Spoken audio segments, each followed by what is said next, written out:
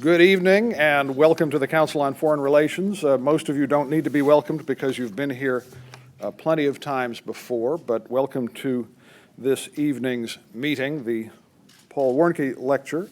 And I want to take a moment to thank the members of the Warnke family who are here tonight, as well as the donors to this lectureship in honor of a great American diplomat and a great American negotiator. As you will have discerned by now, I am not Andrea Mitchell. I'm Doyle McManus of the Los Angeles Times. I've stepped in to serve as moderator tonight. Two housekeeping notes. Unusually for the Council, this event is on the record. It's not only on the record, but you will note there are cameras in the back, and it is being webcast to other facilities around the country. So you will want to be on even better behavior than council members normally are. By now you will have silenced your cell phones, and after a few brief remarks by our speaker, we will get back into the usual form of discussion. Tony Blinken, the Deputy Secretary of State, needs little introduction to this audience. He has done just about everything on foreign policy in the White House, in the State Department, and on the Hill that it is legal for anyone as young as he to do. He is just back from a trip to Saudi Arabia, the Emirates, Lebanon, Tunisia, and Oman, which may be a matter of some interest. And so let's get right to the lecture, and please join me in welcoming Tony Blinken.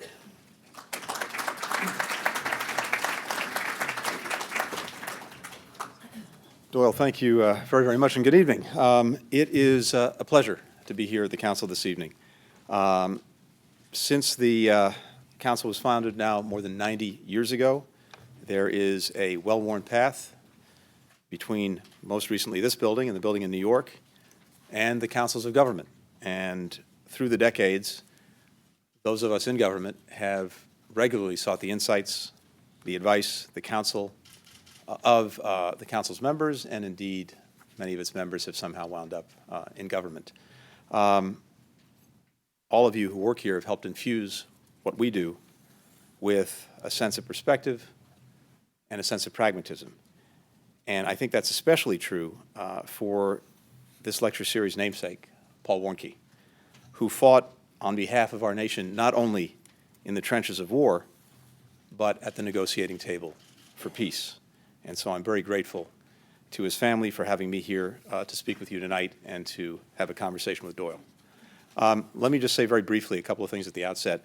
As Doyle mentioned, I just returned from a productive trip that took me from Beirut to Riyadh, to Abu Dhabi, to Muscat, and then finally to Tunis, all in about 5 days' time, which sounds impressive until you look at Secretary Kerry's schedule and what he's able to accomplish in a single weekend. I'm happy to get into some of the details of that trip, but I have to tell you that as I was traveling, it was also an opportunity to step back and think a little bit about the role of American leadership, not only in the region, but around the world. And I just wanted to spend a few minutes at the outset talking about that, and then we can get into a conversation.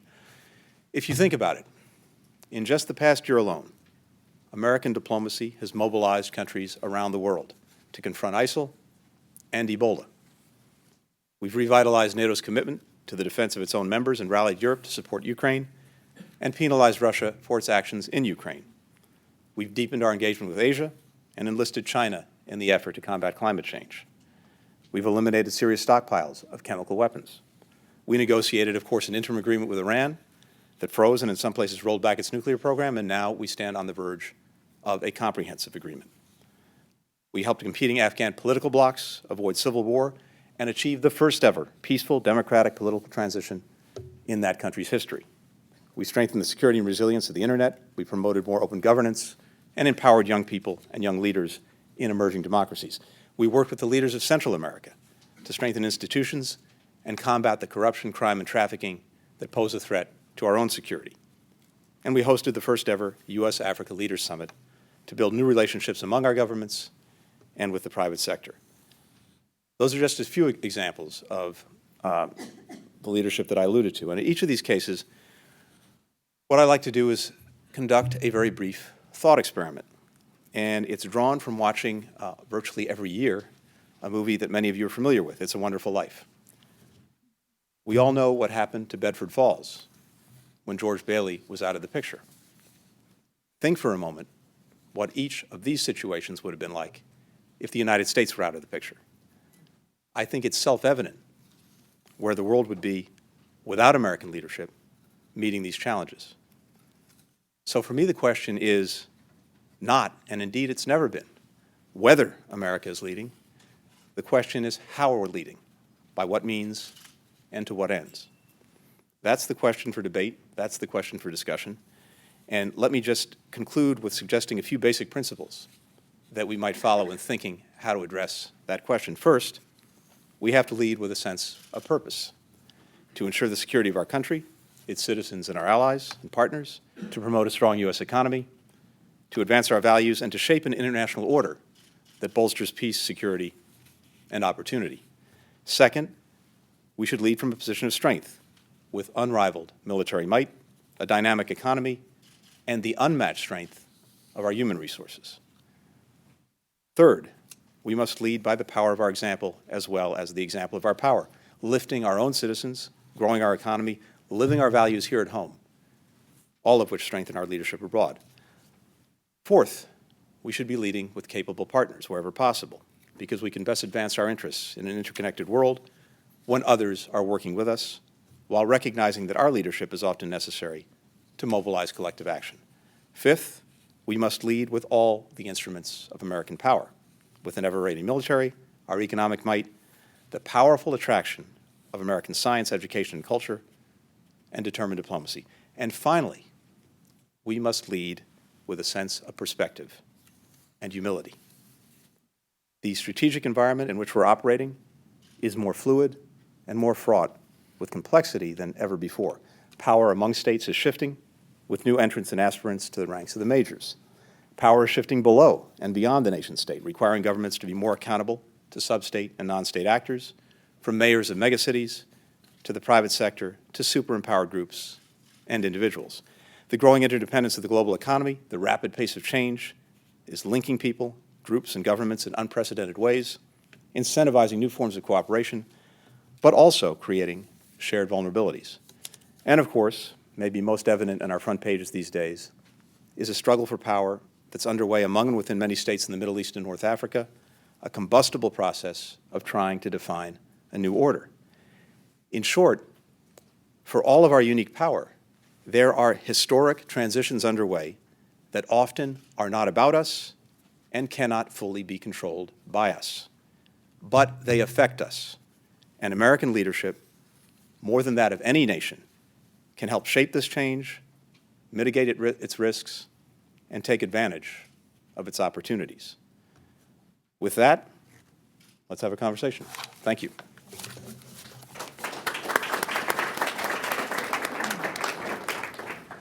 Well, thank you, Tony. And as promised, let's go to your trip, and let's start, if we can, in Saudi Arabia. While you were in Riyadh, you announced an increase in American assistance to the Saudis in their efforts against the Houthi rebels in Yemen, which seems to be something of a new model of American leadership. In an earlier era, it might have been called leading from behind, but I will stay away from that phrase. But this is an intervention that the Saudis undertook essentially on their own and asked us about either concurrently or later. How do you describe, first, the specifics of the situation, and then second, how that fits as a model of leadership? Right. So let's first put this in context. Yemen has been a very challenging situation for us, for Yemen's neighbors, and for its people for a long, long time. Our engagement initially was principally focused on a threat that Yemen posed to us in harboring al-Qaeda in the Arabian Peninsula. And our intense focus has been on trying to prevent AQAP from being able to have the capacity to attack us or our partners or allies. At the same time, to do that, we were looking in the immediate at counterterrorism means and mechanisms, but also, in order to try to have a sustainable solution to the problem, helping Yemen itself to develop economically and politically. And over the past years, that process was actually moving in fits and starts with great difficulty in a more or less positive trajectory. And by that I mean two things. First, in terms of our ability to take on AQAP, we were actually having some significant success in helping the Yemenis push it back, confine the territory that it had control over significantly, and thwart a number of attacks that were being attempted against the United States. Second, we supported the Yemenis in trying to build their own economy and their own political future. And here, there was a transition plan elaborated after the fall of President Saleh by the GCC countries and the institution itself, the GCC, that the Yemenis, with our assistance, the assistance of other countries, began to follow. And it produced an interim president in President Hadi, and critically, a national dialogue that brought virtually all of the stakeholders in Yemen together to try and decide together the future of the country. And it produced results. And then, unfortunately, what happened was two things. First, the process took longer than was anticipated, and Hadi was in power as an interim president, but for an interim period, longer than anticipated.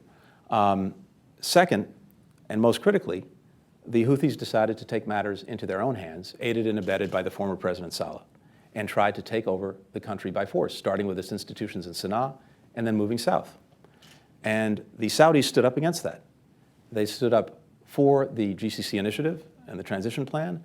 They stood up for their own defense because the Houthis had posed a challenge to them in the past.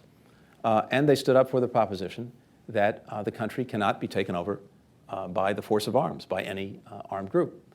And in that effort, we have and we will continue to strongly support them.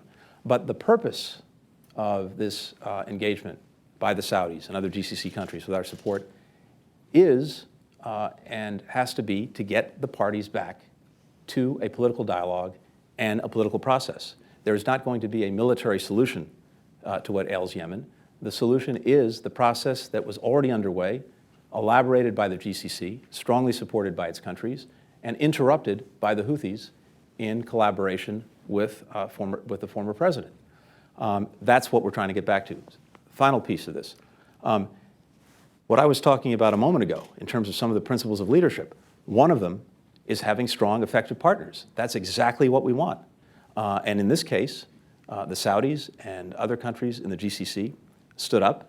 It makes absolute sense for us to be working with them, supporting them, helping them in their endeavors. We shouldn't be the ones who have to do everything. And it was a very positive development to see them do that. And are they taking our advice? So one of the things that I was doing last week, and more important, that Secretary of Defense Carter, the Secretary of State, and others have been doing, has been engaged intensely with them to think about and think through how they are pursuing this effort, looking carefully at what we're trying to achieve and how we achieve it.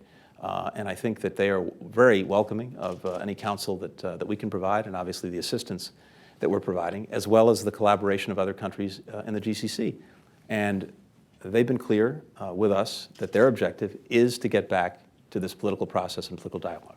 Now, a name that was missing from your narrative of how this war in Yemen began is Iran. Mm-hmm. And as you know, some have portrayed this as essentially a proxy war instigated and encouraged by Iran. Is that the case, and how do we deal with that factor? Iran has clearly taken advantage of the situation. We do not see this conflict as something that is being commanded and controlled by the Iranians, but it's clearly being supported by them, including in the provision of weapons and support to the Houthis. And we have made it very clear to the Iranians that we will stand against that.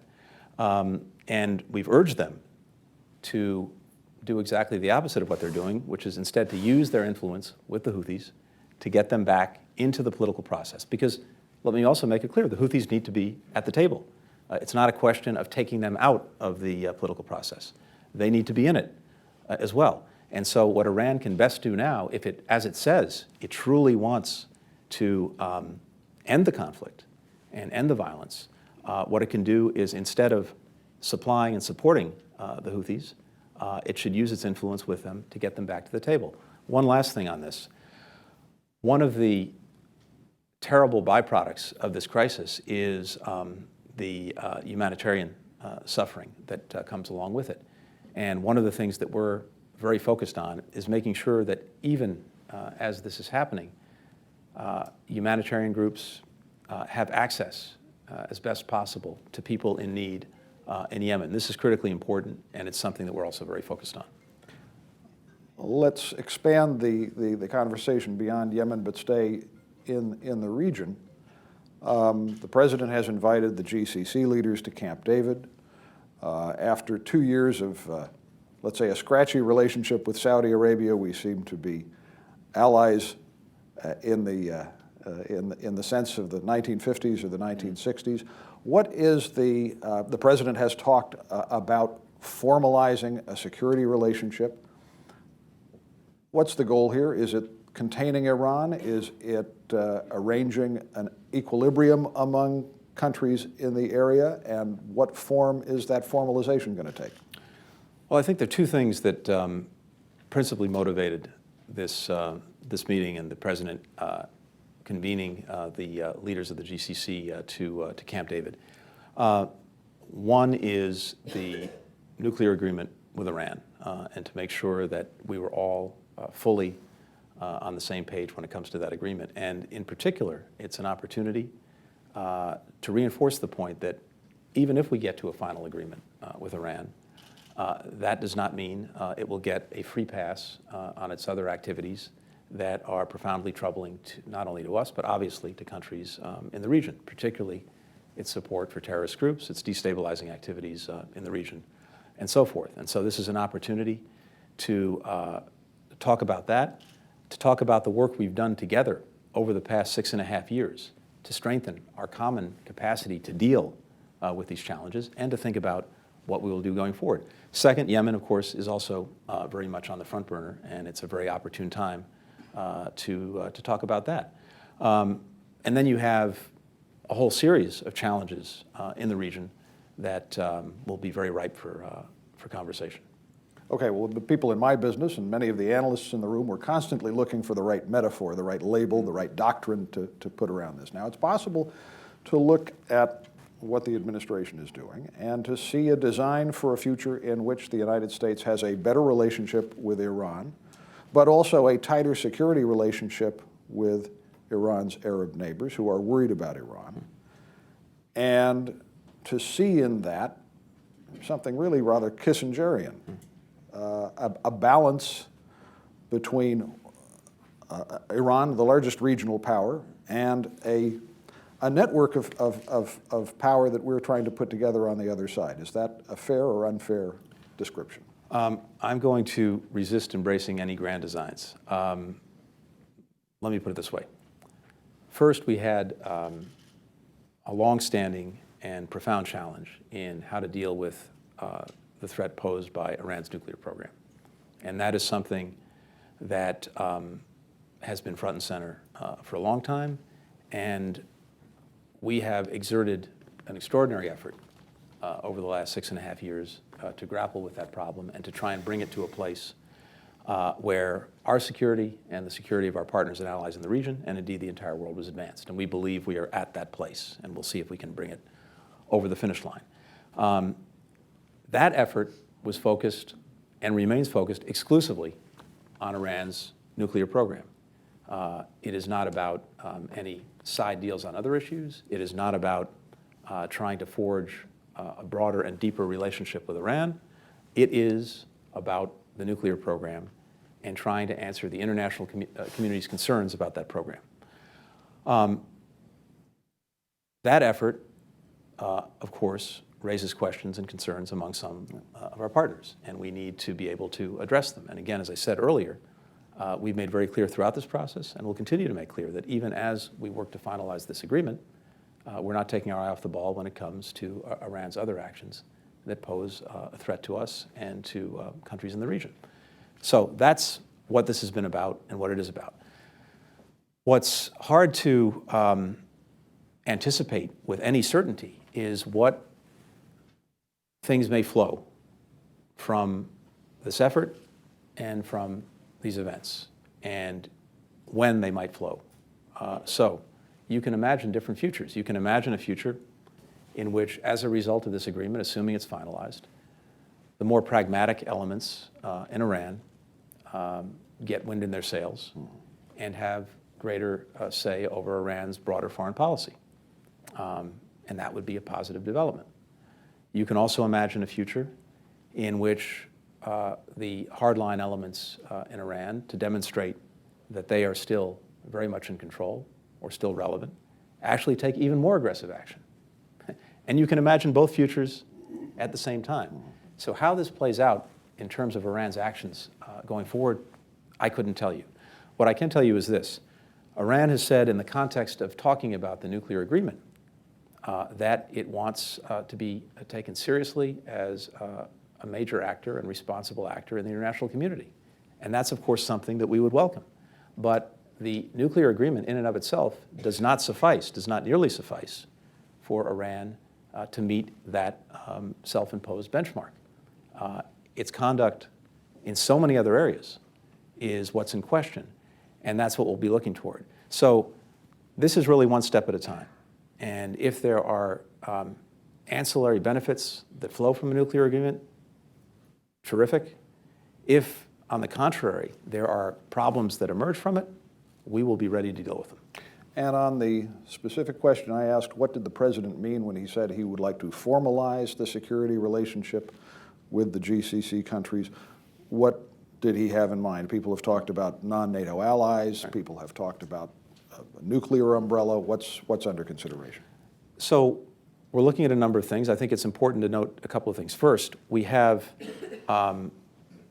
different specific relationships with individual members of the GCC. For example, some are already major non-NATO allies, others are not. So it may be that the ones who are not would be interested in getting that status and the practical things that flow from it. We have a developing relationship with the GCC as an institution, which didn't exist before. And I think what one of the things the president has in mind is for the GCC to be able to act in a more coordinated and collective manner in terms of securing the defense of its member countries. And so, for example, one of the areas where we've worked with them in recent years is missile defense. But it's one thing to do it individually with each of the component members of the GCC. It's another for them to be coordinated and to act more collectively. Those are the kinds of things that he has in mind. But I think that's going to be very much the subject of conversation at Camp David. Now, when we look at the list of potential allies in the GCC, some factors stand out. They're hereditary monarchs.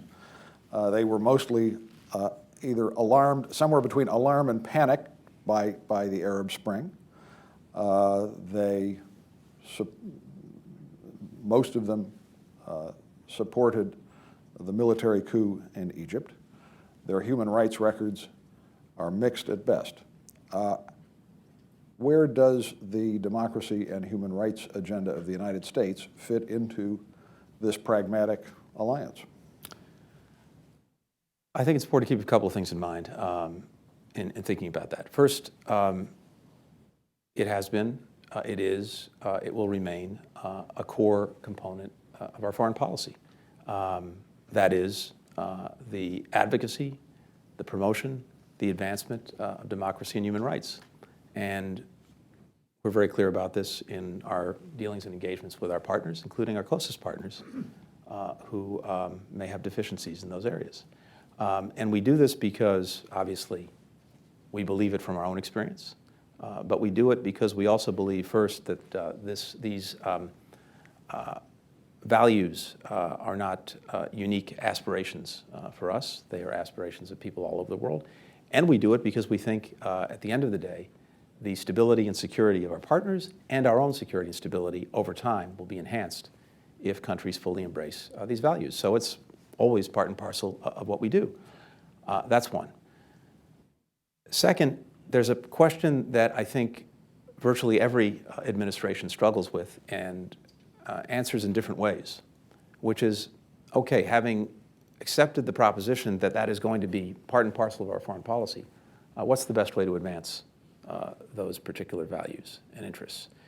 And I think that one way of looking at it is maintaining these relationships, strengthening them, advancing them, may give you the best opening and avenue to actually influence the decisions and evolutions of these countries. There's obviously a very contrary argument, and different administrations have pursued it in a different way, which is to hold the relationship back and attach it to an insistence on meeting certain requirements in the areas of democracy or human rights.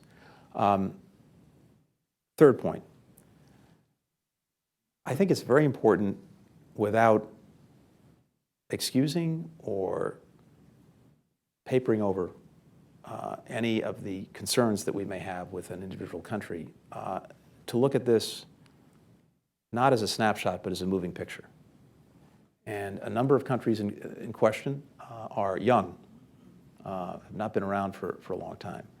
And if you look at the trajectory that some of them have been on in their recent history, the moving picture shows something very different than the snapshot. It does show progress. It does show movement toward some of these core values that we hold dear. So I think that's important to keep in mind as well. This will be my last question before I turn it over to an impatient audience. I would imagine Syria came up in your discussions in Riyadh and probably elsewhere. Are we and the Saudis closer to the same page? Were you able to promise them progress? Were they able to promise you progress? Well, we're all on the same page in the sense that the conflict itself is horrendous. The human toll grows every single day, and we share a determination to try and bring it to an end. And we believe, and this is a shared conviction, that the best way to do that would be through a political transition, and that Assad is not going to be any possible answer to that political transition. Where there are differences in tactics are exactly how you would do that and what kinds of timetables you're looking at, and of course, how best to get traction to achieve that. But I think the basic objectives are the same. You know, one of the things that's extraordinary when you travel in the region is the resilience of Syria's neighbors. The refugee crisis that has spread throughout the region is of a magnitude that's actually hard to comprehend. And even when you put the numbers down on paper, I was in Beirut, and the population of Lebanon now is somewhere between a quarter and a third Syrian refugees.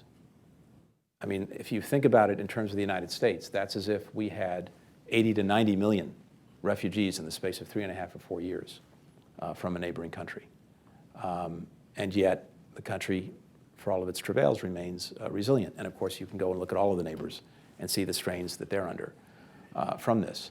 So this is a problem that is, in many ways, spreading, and the work that we've tried to do to deal with those aspects of the problem, including the recent donors conference in Kuwait, where the resources that were raised are going to help many of these countries who are dealing with the refugee problem, to help, of course, the refugees themselves, but also to help communities that have to support them, is a vitally important enterprise. I have promised to turn it over to the audience. You know the drill. Please raise your hand, and please do us the favor of introducing yourself, ma'am. Yes, Marisa Lino with Northrop Grumman. Respectfully, I would at least in part disagree with something you said in the beginning, where you said the United States was responsible for revitalizing NATO. I think Mr. Putin perhaps has more to do with revitalizing NATO than we do. But with respect to Europe, I would ask, my question is this. What can the United States do to help revitalize Europe itself, because it needs energy, both politically, economically, and militarily? Thank you. Thanks. I want to come back to your first point in a minute. Thank you.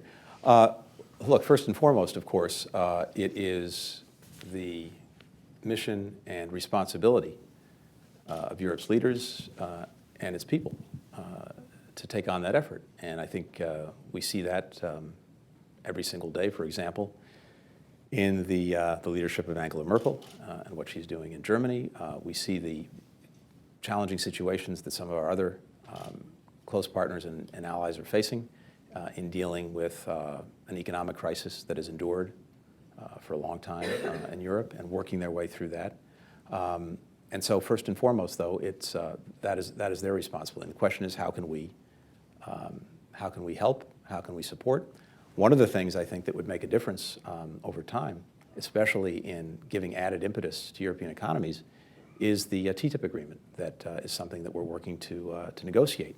And of course, right now we're also very focused on the Trans-Pacific Partnership, but TTIP, bring those two things together, and you cover somewhere between 70 and 75% of world GDP, which would facilitate a significant expansion of trade and investment, and at the highest standards. So that would be one of the important things that we can actually do that would materially benefit the countries in Europe.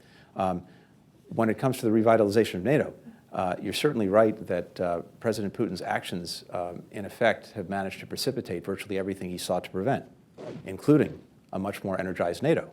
But I have to tell you, the energy that we've seen and the initiatives that have been undertaken and the effort to press partners on defense spending, the successful work to significantly increase the focus on Article 5 and have a virtually constant air, land, and sea presence in the frontline states, the work to modernize some of the resources that NATO brings to bear. In my judgment, at least, none of that happens without the United States and our leadership. Again, take us out of the picture. You may not think the picture is as clear and sharp as it should be now, and that's probably true, but you take us out of the picture, and it's a lot more out of focus. Let's stay in the front row. Thank you. Barbara Slavin from the Atlantic Council. Very nice to see you, Mr. Deputy Secretary. Let me ask you about the Iran negotiations. Two factors this week. The Russian decision to sell the S-300, which suggests that the sanctions regime is already beginning to unravel, and then the action taken by the Senate Foreign Relations Committee, your old home, yesterday, in inserting itself into this process. What would you say to members of Congress now about where sanctions stand, what impact they can have on this, and whether, in a sense, we've already reached our maximum leverage on sanctions as we go forward? Is there any way in which they can really stop this train in its tracks? Thanks. Great. Thanks very much, Barbara. So on the S-300, look, this is something, of course, that has been in the mix for some time. The Russians were moving forward with it some years ago, then they pulled back, and now it appears that they're moving forward again. And throughout, we've made very clear our concern and opposition to the sale of the system. But interestingly, this is, in a sense, apart from the nuclear negotiation, and indeed, largely apart from the sanctions regime. This, if you put aside everything we're trying to do on the nuclear agreement and the sanctions that have brought the Iranians to the table, this is a system that we've opposed being provided to the Iranians for security reasons, including that of our closest partner in the region, Israel. So this has been a problem, and we're looking at it very carefully. But I don't think that it will in any way undermine, interestingly, the unity that we have on trying to bring this agreement to closure, including with Russia, through the P5+1. More broadly on the sanctions, I would say this. There is no doubt in my mind that the sanctions that we've put on the table, and here I have to credit the leadership of Congress over the years, but critically, sanctions that were then adopted and implemented by international partners, without whom they would be infinitely less effective, and in some cases, not effective at all. That is what brought Iran to the table. And many countries, as you know, signed on to sanctions holding their noses. Not something they wanted, not something they liked, and indeed it was against their immediate economic interests in many cases. But they did it out of concern for the Iranian nuclear program and the threat that it could pose, and also because they believed the sanctions and the pressure were not an end in themselves, but a means to get Iran to the table in an effort to address the concerns of the international community. And once those concerns were addressed, the understanding was the sanctions would go away. And as long as we were seen to be serious about the diplomacy and about that process and about using sanctions in order to get Iran to the table, to get a reasonable accommodation and agreement that satisfied the concerns of the United States and the international community, they were with us. As soon as it seems that that is not, in fact, the purpose, and that we're actually not serious about trying to resolve the international community's concerns about the program through diplomacy, then these sanctions are likely to have a much shorter shelf life in terms of other countries being willing to stick with them and implement them. That's why when you look at this agreement, and hopefully the final agreement that will be reached with the I's dotted and the T's crossed by the end of June, it's really important, in my judgment, to do two things. First, you have to look at the agreement itself on its merits. Does it accomplish what we set out to do in terms of cutting off Iran's pathways to a bomb and giving us extraordinary insight into what they're doing?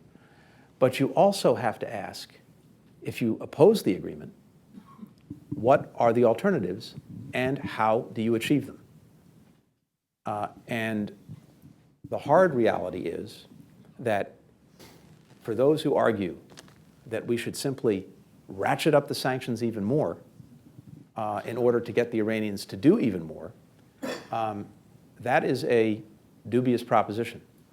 First, because it is very unclear that other countries would go along, that they would have us turn away from what everyone else considered to be a good deal, and in order to try to extract even more. And in that instance, they are likely to abandon the sanctions program.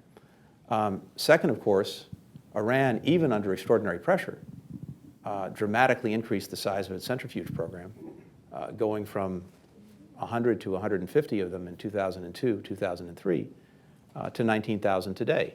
And so if you actually tried to squeeze them to the point of total capitulation, the likely result would be the end of the sanctions regime and a nuclear program that went full steam ahead to industrial capacity.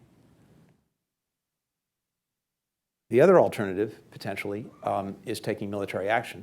And of course, that's an option that remains on the table and would be there even at the end of various aspects of an agreement if it's reached. But there, too, we have to be cognizant that military action would likely set back Iran's program for some years, but a lot fewer years, by far, than the agreement that we're trying to reach. And in the meantime, what's likely to happen, of course, is that, again, other countries would abandon the sanctions regime, and so Iran would benefit from the resources, and the Iranians would likely pursue a program and go much more quickly to try and develop an actual nuclear weapon and put it underground and make it as tough to defend as possible. So it's a long way of saying that as we move forward over the next couple of months, and as all of the details hopefully get locked in, there has to be real scrutiny, and people need to look and make sure that they agree that on its own merits, the deal clearly advances our security and that of our partners. But again, if you're going to criticize the deal and say that it is insufficient and you don't support it, then you have an obligation to say what the alternative is and how you'd achieve it. On this side of the room, I saw a hand in the front row. Oda Aberdeen. Tony, you had a good trip from what I have read about you. You met King Salman. were you able to persuade him that the deal with Iran is a good deal, number one?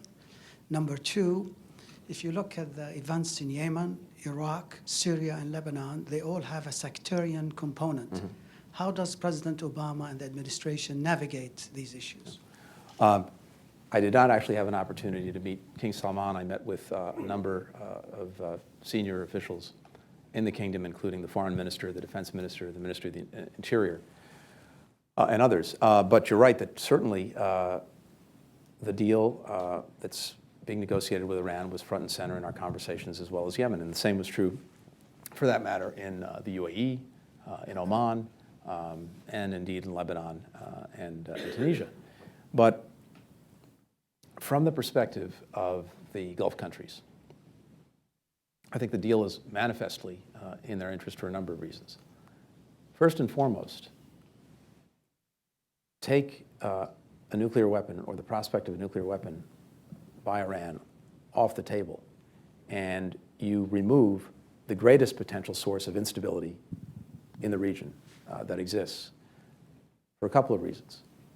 First, as concerned as we are about some of the actions that Iran has taken throughout the region in terms of interfering in the affairs of other countries, imagine how much more it could and would do emboldened by the cover of a nuclear weapon. So take that away, and at least you are taking away something that would further embolden the Iranians to the detriment of everyone in the neighborhood. Second, Iran with a nuclear weapon is likely to cause others to believe that they had better get one themselves, fueling an arms race and the instability that flows from that in the region. So again, take that off the table, and you take the prospect of an arms race off the table. And more broadly, this effort, if we bring it to fruition, we think will strengthen the entire non-proliferation regime around the world, which will again will be to the benefit of countries in the region. So from that perspective, I think the agreement, if finalized, is manifestly in the interests of countries in the region. And so we had that conversation. But it's also clear that, as I said before, even if there is a nuclear agreement, that does not address Iran's actions that are of concern to its neighbors, the various destabilizing activities, the support for terrorist groups, et cetera. And there, what we talked about is something we alluded to earlier, which is the work that we've already done together over the last 6.5 years to build the capacity and the resilience of countries in the region and ourselves to deal with these problems, and going forward, how we can strengthen even more those efforts, build even more that capacity, and push back even harder against Iranian actions if they continue. Now, as I said earlier, in the best of worlds, over time, maybe there are changes in the conduct of its foreign policy, but that's not at all something anyone is counting on, and that's exactly why we will be prepared to deal with it. In the second row on this side, the gentleman in the red tie had his hand up first. That's a ruling from the chair. Maybe this is my name's Walt Cutler, former Foreign Service, and maybe this is a more positive track to be on. You did stop in Tunis, and Tunisia is referred to as the ray of hope coming out of the Arab Spring, et cetera. At the same time, we've seen some horrific terrorist activity there. We know that a lot of Tunisians have gone off to ISIS, and we keep our fingers crossed. Should we? Yes, but more than crossed. I think we keep our fingers crossed. We clap our hands because they deserve it, and then we continue to support them in very material ways as they move forward. You're right. To me, it really is a ray of hope in a number of ways. First, in terms of the wisdom of Tunisia's leaders, who have come together in a consensus, inclusive government, bringing together secularists, Islamists, others, in an effort to move the country forward. And right now, at least, that's working. And there seems to be an understanding on the part of leaders in all camps with whom I had the opportunity to meet, that working together, despite their very real differences, in an inclusive effort was the best path forward for their country, and also the best way to deal with the extremist problem that has emerged very much in Tunisia. As you rightly noted, unfortunately, the number of foreign fighters coming from Tunisia in Syria and Iraq probably exceeds those of any other single country involved. And it's a real problem. But it is precisely because they have come together politically, and unlike a number of other countries that are either failed or failing states, they have a resilient state and resilient institutions, and also traditions and a history that's a little bit different. I think there's real hope. I went to the Bardo Museum, which was the site of the horrific terrorist attack that took the lives of 20, almost all tourists, as well as some Tunisians. And I don't know if any of you have had the opportunity to go there, but it was my first time. In and of itself, the museum is one of the most extraordinary museums I've ever seen. The collection of mosaics from Roman, pre-Roman times is breathtaking. But to see in this one place the beauty, the culture, the civilization, and the history represented by those mosaics, and then the evil that came into that building and sought not only to kill innocent people, but to destroy that sense of culture and civilization and history and the aspirations of the Tunisian people for a better future. It's a very powerful thing.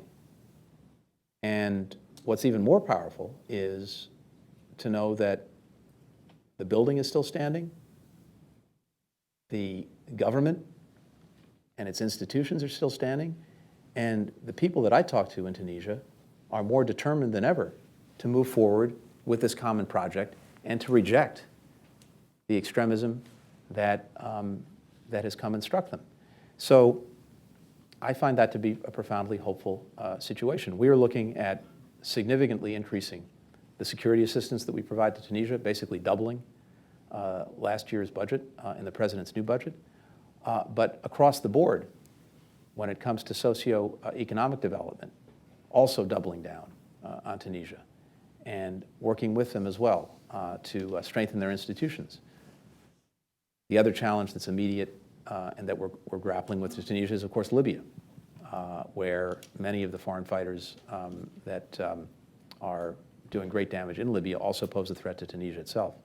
So we talked a lot about all of those efforts, but to come back to where you started, I do think it's a ray of hope, and it's something that we have a real stake in helping shine even brighter, because it won't just affect the future of Tunisians, which in and of itself is vitally important, but if Tunisia succeeds, it sends a very powerful message well beyond Tunisia's borders that there is real hope, and that people with different views and different approaches actually can come together in a common endeavor, and the extremes are marginalized and isolated. In the back of the room, Rick Burt. Hi, Richard Burt. I want to come back to Iran, and I'm a little bit befuddled, I guess is the right word, for how the administration has tried to sell this potential deal with Iran. You have said, and the others in the administration have said, that it's a deal meant to delay, defer, or stop the Iranians from acquiring a nuclear capability. Don't attach too much broader political or strategic significance to it. And I say, why not? Why wouldn't you want to argue that the real problem with Iran is not just the nuclear problem? And we can argue all night about what the strategic significance of the nuclear acquisition would be. But wouldn't we want to begin a process of moving towards normalization? Maybe we'll never get there, and maybe you're right, we'll continue to have serious differences, but we'll continue to have serious differences with the Saudis, We'll have serious differences with Egypt, with the Turks and other major powers in the region. Don't we want to give ourselves maximum flexibility in the region, room to maneuver and leverage? And wouldn't an opening to Iran make our policy in the region that much more effective? I don't understand the reason that the administration is holding off in describing this, the potential of the strategic significance of moving ahead with Iran. Thanks, Rick. Of course, if a result of this agreement, if it's finalized, is that it winds up being the first step in a broader engagement that actually helps change Iran's approach to the region and to the world, we would welcome that. What I don't want to do is to tell you that that is the purpose of the agreement or the anticipated result. As I said at the outset, we have to approach things, I think, with both perspective and some degree of humility, even as we acknowledge our unique capabilities to try to advance some of these, dealing with some of the challenges that we face.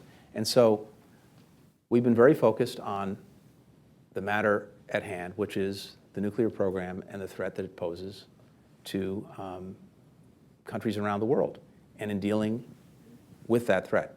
And that's exactly what we're doing, and that's what we hope to achieve come the end of June. If, as a result of that effort, there are broader changes in Iran's thinking about how it pursues its own interests in the region and in the world, and if it comes to the realization that actually working with and adhering to the norms and basic principles of the international system are actually a good way to advance its interests, then it will have served that purpose of beginning, hopefully, a new and better relationship. But I don't want to sit here and say that I would anticipate that, or that that is actually the larger intent behind the deal. Again,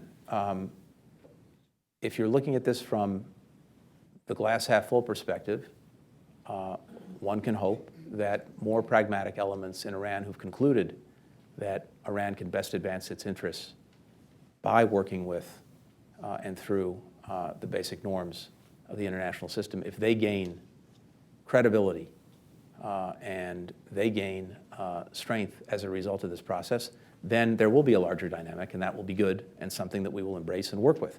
But it's not something I can sit here and say is that's what we anticipate, or that is the purpose. If it is what flows from it, we will work with it, and we will welcome it.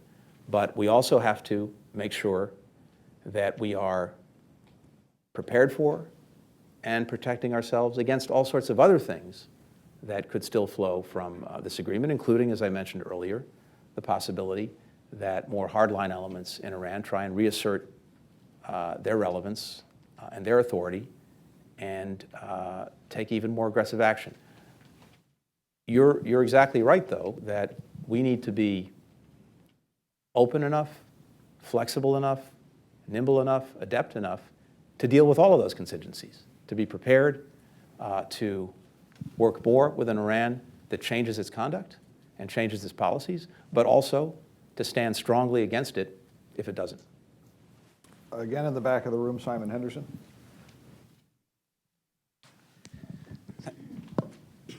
Thank you. Simon Henderson, the Washington Institute for Near East Policy. At the end of last week, the Iranian Supreme Leader, Ayatollah Khamenei, referred to Saudi Arabia as being led by what were words translated by the New York Times as inexperienced youngsters. An obvious candidate for this label is the 30-something Minister of Defense, Prince Mohammed bin Salman, who's also the apparent architect of the Yemen war. You've just said that you met him. You also met the Foreign Minister, Prince Saud al-Faisal, who's been in his job 40 years. Prince Mohammed bin Salman has been in his job 2.5 months. I wondered whether you could make some sort of comment on what you made of this young man. Thank you for your very interesting question. Let me say this. Let me put it this way.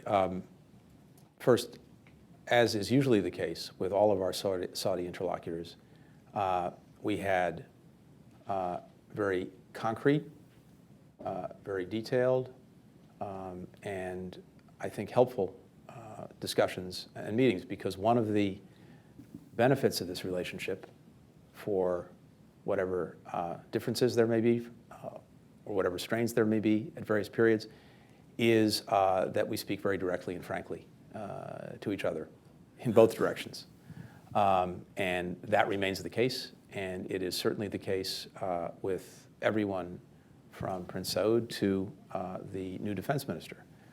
And I found him, let me just put it this way, to be extremely knowledgeable, focused, and engaged, and someone with whom we had a very good exchange. Alan Wendt, and I fear unless we go to a lightning round, this will be the last question. So you may want to go to telegraphic answers to let more. Yes, Alan Wendt, formerly with the Department of State. Could you comment on our relationship with Egypt, which has had its ups and downs, but certainly remains vital to our interests in the region? Thanks.